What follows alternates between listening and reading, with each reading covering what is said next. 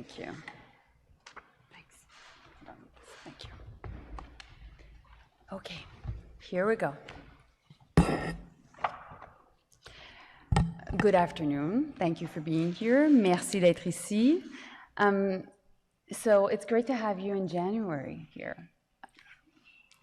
We've spoke a lot about Canadian winter. Unfortunately, we're not able to offer you snow today, James. But of course, it goes without saying that Canada and the UK have a historic relationship. We have fought alongside one another on the battlefield. We have stood shoulder to shoulder in defense of human rights and democracy. We believe in protecting and strengthening the international system that has kept the world secure since the Second World War. This friendship has served us over generations.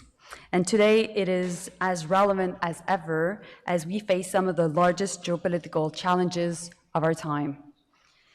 First off, I want to express my most sincere condolences to the family and loved ones of Ukraine's Interior Minister, Denis Monastery, and members of his team and civilians. We stand with the Ukrainian people in this very difficult time, and we will continue to support Ukraine in all the ways we can. Over the past year, Canada and the UK have been at the forefront of the effort to support Ukrainians and their fight for freedom. Together, we have provided Ukraine with billions of dollars of military, financial, and humanitarian assistance. Canada alone has provided $5.2 billion worth of support, and there will be more coming. Just today, Canada announced that we will be providing another 200 armed vehicles to Ukraine. And last week, Canada announced the donation of a new air defense missile system to help Ukrainians secure their skies. And this week, the UK announced that they will send Challenger 2 tanks to support Ukrainians on the ground. James, on behalf of Canada, I wanted to say thank you also to the UK. To further strengthen their position on the front line, Canadians and Brits are working side by side to train Ukrainian forces also in the UK. And today, we're announcing that additional Canadian expertise will soon be joining the UK government's information cell to fight back against Russian disinformation. Continued collaboration is a necessity as we respond to Vladimir Putin's increasingly desperate moves in Ukraine. In Bucha, in Irpin, in Mariupol, in Dnipro. And we will ensure that those responsible for the horrific scenes and crimes in these cities and those across Ukraine answer to their crimes. We will continue to suffocate the Russian regime with coordinated sanctions, and we will continue to counter Russian lies with facts. Today, my officials are summoning Russia's ambassador to Canada to make clear we do not accept the sheer brutality of Russia's recent attacks against civilians in Dnipro and to condemn face-to-face the anti-Semitic comments made by Russia's minister, Sergei Lavrov. There's no doubt that President Putin is a war criminal, and for Putin and his oligarchs, there will be nowhere to hide. Le Canada et le Royaume-Uni ont été des vrais leaders depuis le début de l'invasion en Ukraine. Et nous savons qu'en travaillant ensemble, nous pourrons mieux équiper et entraîner les soldats ukrainiens, nous pourrons lutter efficacement contre la désinformation russe et nous pourrons tenir responsables les oligarques de Poutine pour leur rôle dans cette guerre. Après ce que nous avons vu à Bucha, à Irpin, à Mariupol et Dnipro, il ne fait aucun doute que Vladimir Poutine est un criminel de guerre. Nous avons la ferme intention d'envoyer plus de soutien à l'Ukraine, plus d'armes, plus de ressources. Nous devons sanctionner tous les gens qui sont responsables de ces attaques. Et nous devons contrecarrer la propagande russe utilisée pour circuler des mensonges sur la guerre en Ukraine et pour cacher les crimes de guerre russes. Nous allons toujours contrer les mensonges du régime russe avec les faits et la vérité. Et aujourd'hui, nous allons convoquer l'ambassadeur russe au Canada pour le confronter face à la brutalité des attaques russes contre les populations civiles à Dnipro et pour condamner, en regardant droit dans les yeux, les commentaires antisémites du ministre des Affaires étrangères russe, Sergei Lavrov. Secretary Cleverly and I also discussed our work to hold the Islamic Republic of Iran accountable for the downing of PS-752. The families of those lost on that tragic day deserve justice. Last month, we took the next step under the Montreal Convention to hold the Iranian regime to account in accordance with international law. They have 6 months to work with us to organize an independent tribunal, and if they do not, of course, we will then advance the matter to the International Court of Justice. Iran will try to distract, delay, and dismiss us, but we have truth on our side. Canada and the UK have also supported the courageous Iranians who are standing up for their human rights and for their future. James, of course, I would like to extend my condolences to the United Kingdom and to the family of Ali Reza Abghari. We remember him, the violence he experienced, and that Mahsa Amini and others have also experienced. We'll continue to sanction those who enable the regime's brutal human rights violations, and we will work together to coordinate targets. On the Indo-Pacific, of course, we spoke about it, and I had the chance to outline our fantastic Indo-Pacific strategy with you earlier today. As the tectonic plates of global power structures are shifting, the Indo-Pacific region will also increase in its economic and political importance. We must work together to uphold the rules-based order that has kept us relatively safe for so long. It's critical that we are at the table, and it is important also that we continue to work amongst friends and also with other countries as we are broadening our coalition of states. Alors, nous avons parlé de la stratégie Indo-Pacifique aujourd'hui et le Canada et le Royaume-Uni allons continuer de travailler ensemble au même moment où nous allons aussi travailler avec une coalition plus large de différents États. Nous avons discuté de la situation en Haïti. Le Canada continue de jouer un rôle de premier plan pour soutenir le peuple haïtien et l'aider à sortir de cette crise politique, humanitaire et sécuritaire. Nous avons récemment imposé des sanctions à des individus qui utilisent leur statut afin de protéger et de permettre les activités des gangs criminels armés. We will obviously need to work within the United Nations to address the crisis in Haiti. And of course, we will work with the UK, which is part of the Security Council, to address the compounded crisis in the country. So, in conclusion, I just wanted to tell you, James, it's so great to have you here. Thank you for taking the time. We've worked around the world together, seeing each other in Asia, in Europe, but it's great to have you in North America. And for once, I'm not the one traveling, but you're the one traveling here. So thank you for being here. Thank you. Thank you, thank you. Mélanie, thank you for hosting me here in Toronto. I think it's only fair to make a confession. I traveled here earlier today from Washington, from the United States of America. And of course, they are fantastic friends and very close partners. But Canada and the UK, we're family. But it is not just some poetic or historic relationship. It is a modern and vibrant alliance because we are fellow members of NATO, of the Five Eyes Intelligence Sharing Alliance, of the Commonwealth, of G7, of G20, and it's worth remembering we are the only two countries in the world for whom that is true. So just a few months ago, we stood together in grief as we mourned the passing of our head of state, Her late Majesty Queen Elizabeth II. And as much as we were united in grief then, we should remember that we are united by a shared history and common values, which means that when crises happen, we instinctively and effortlessly respond together, and more often than not, in the same way.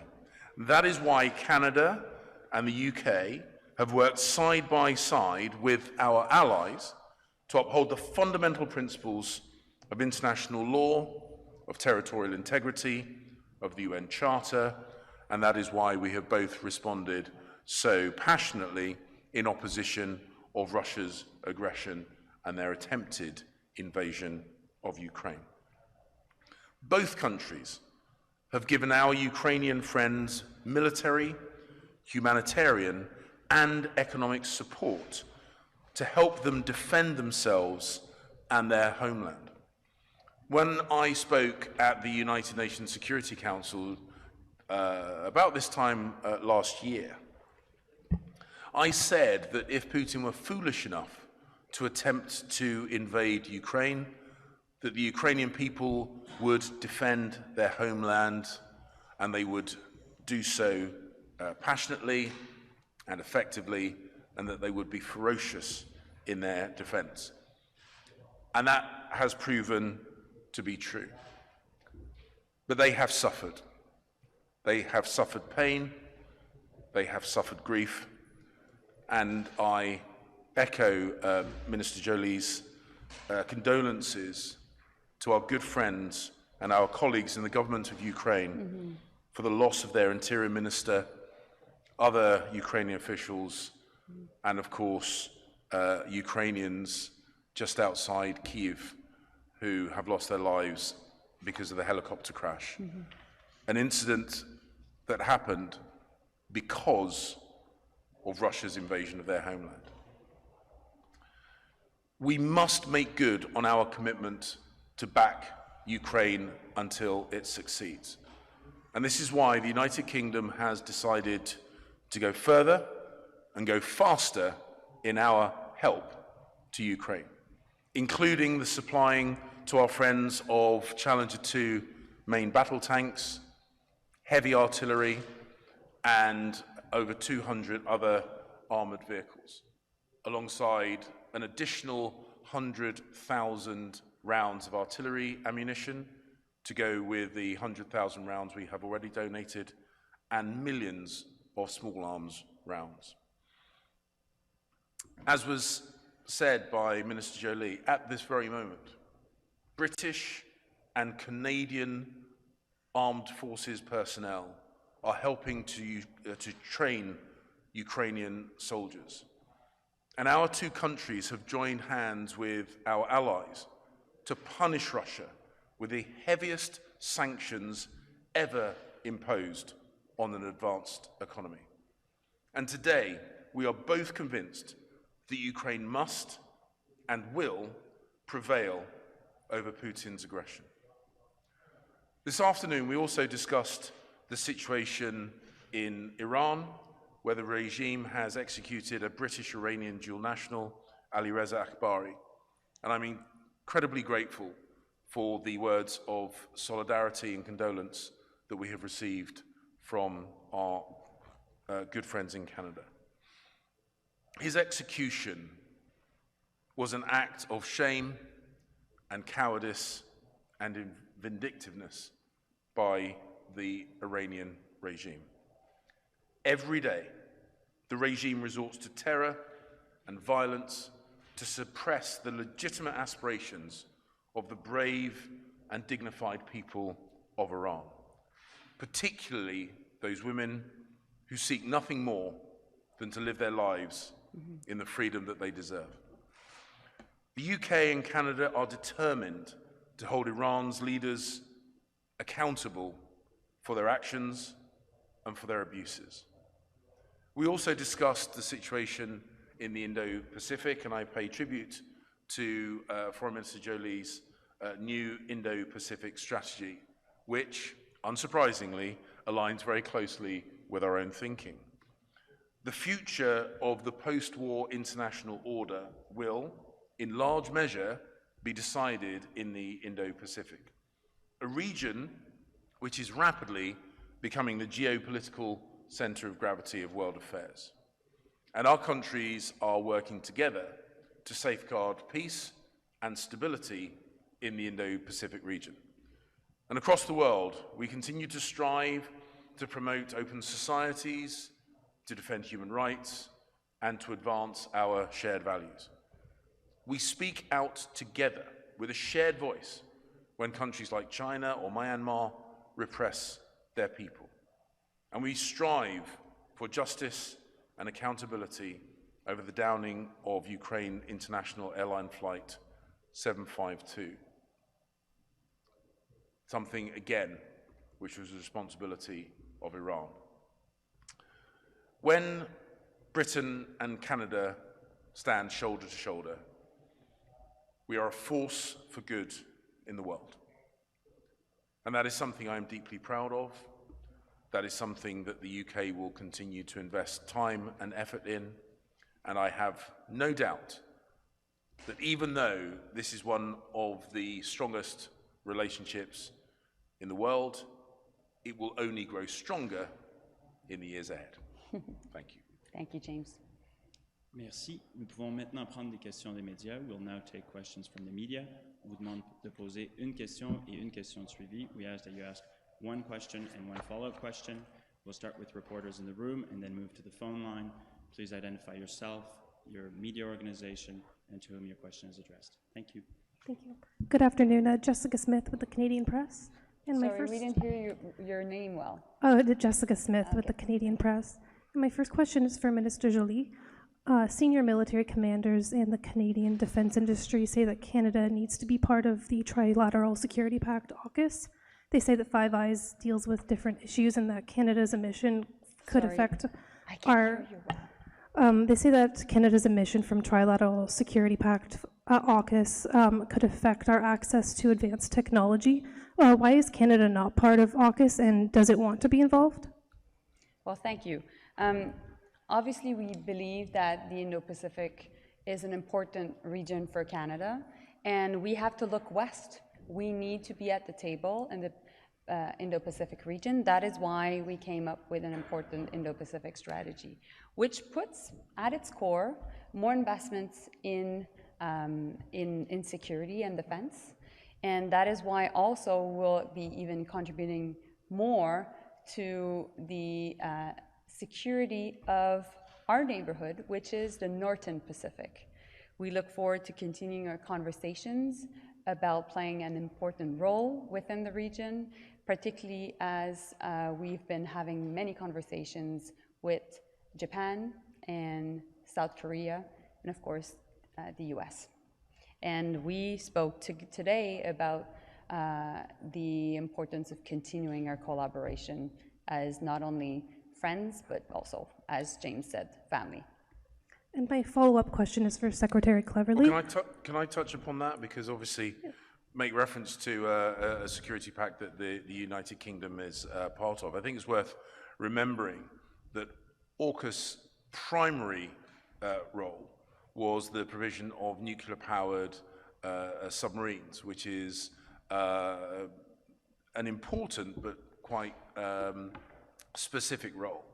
I'd like to assure you what Melanie, I know, understands instinctively, is that the security and defense partnership that we enjoy with Canada is incredibly important to us.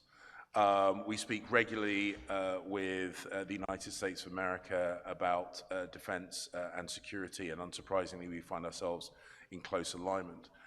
There will, of course, be a number of opportunities to continue on projects to bring civil nuclear technology, but also broad defense cooperation together. But it should be understood that we are instinctively close partners on defense and security cooperation. And as I said in my speech, that does not preclude us working even closer still on a whole range of issues to keep the United Kingdom safe, to keep Canadians safe, particularly in the Indo-Pacific region. Thank you. And my follow-up question is for you, Secretary Cleverly. Was Canada invited to participate in AUKUS? Well, as I say, I mean, I kind of half answered that question before. I should have let you ask your question before I answered. That's my fault. As I say, look, AUKUS was specifically about nuclear-powered submarine technology. But there are, I have no doubt, going to be, or no, not going to be, there are and will continue to be opportunities for the UK, for Canada, for Australia, United States of America, and other like-minded partners to work closely and collaboratively on our shared defence, both in the region and more broadly. But as I say, AUKUS was a very specific work stream about that submarine technology. Thank you. And just to add to that, we're already working, particularly in the Northern Pacific, as we are making sure to enforce the UN Security Council motion on North Korea and enforcing the sanctions that were imposed by the Security Council. I visited in Japan the military compound where we all work together, the UK, Canada, Australia, the US, Japan, Korea, Germany, France, and we'll continue that collaboration. Thank you. Merci. We'll take another question from the room. On va prendre une autre question de la salle. Hi, Heather Butts with CTV National News. I'll start with Secretary Cleverly, if you don't mind. Is Canada making its fair share of commitments to shared alliances like NATO and contributions to Ukraine? And in terms of contributions, should Germany allow the shipment of Leopard tanks to Ukraine? Well, I think, so in the simple answer to your broad question is that Canada is doing a huge amount for Ukraine. One of the things that we need to understand is that the whole point of an alliance is that we integrate what we do, that we don't duplicate, unless desirable to or less absolutely necessary, that we coordinate and we make sure that we bring our respective strengths to the table. The UK has a larger military capacity, or larger armed forces than Canada, so unsurprisingly, much of our support has been in that military equipment sphere.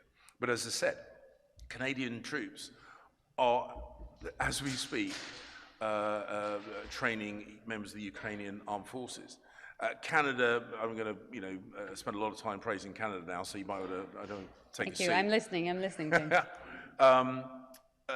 Canada moved swiftly and decisively when it came to the imposition of sanctions immediately after the invasion started. Canada was incredibly proactive on the world stage, helping to build that coalition of condemnation at the United Nations to ensure that countries in the global south understood that where food shortages were happening, it was because of Russia's invasion of Ukraine rather than our collective response.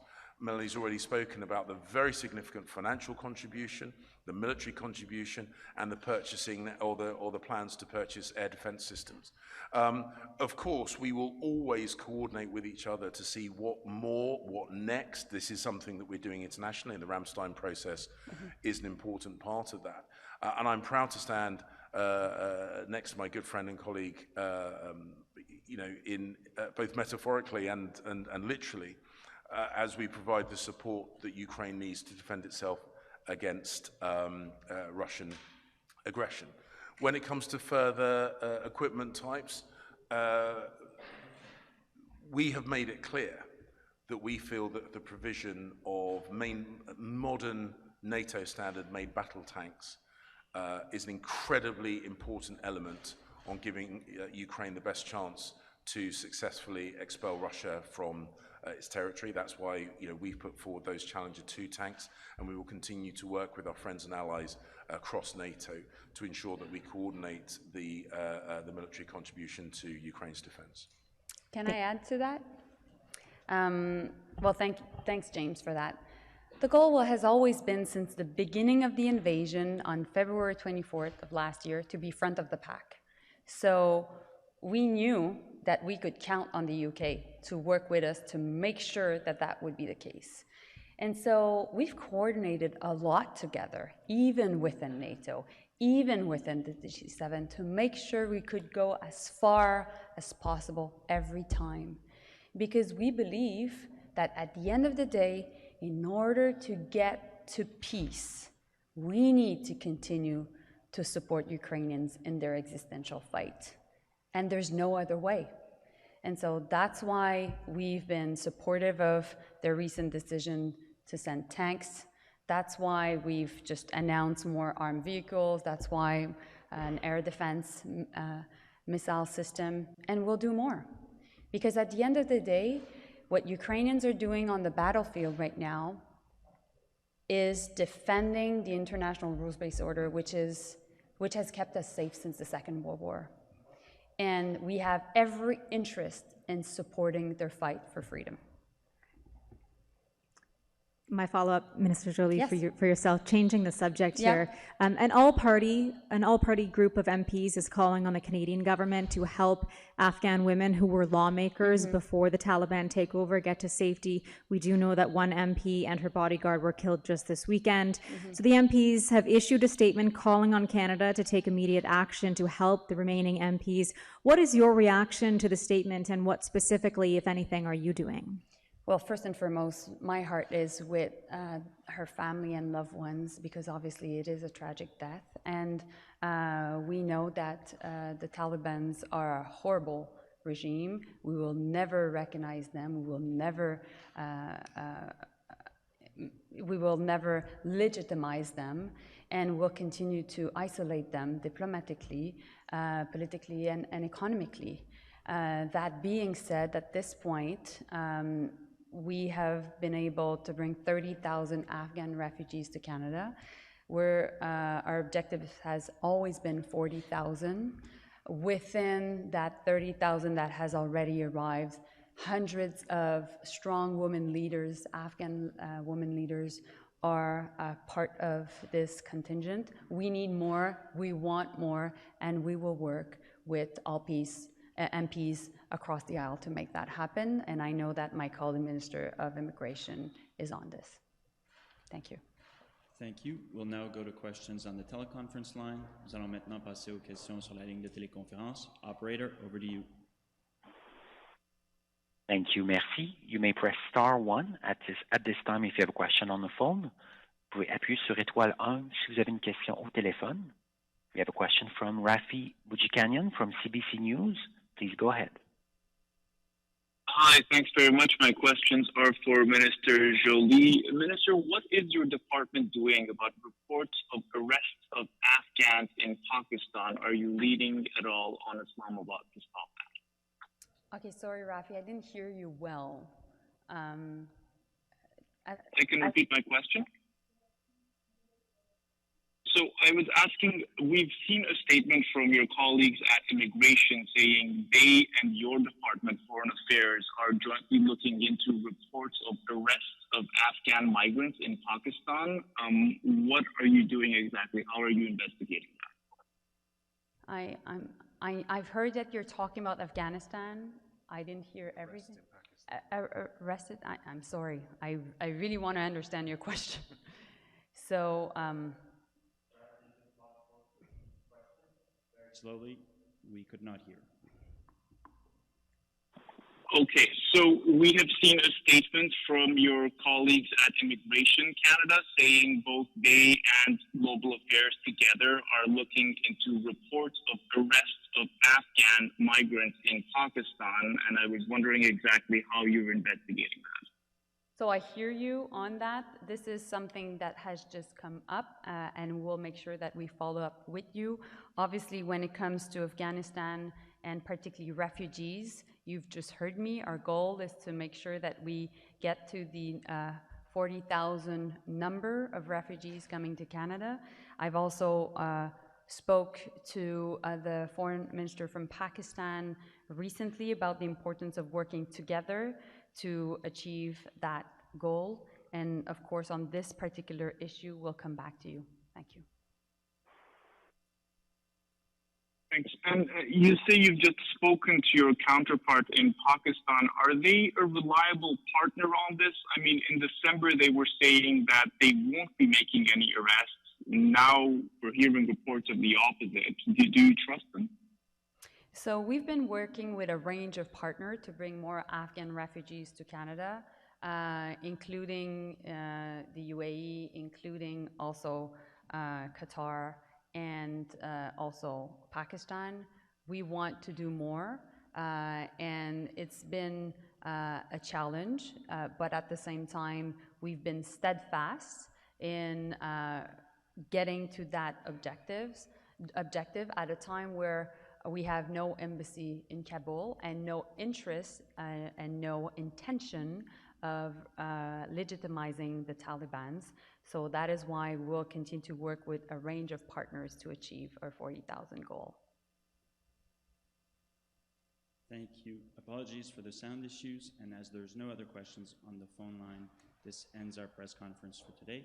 Il n'y a plus de questions sur la ligne de téléconférence, donc ceci met fin à la conférence de presse d'aujourd'hui. Merci à tous. Thank you. Merci. Merci. Great French. Great French.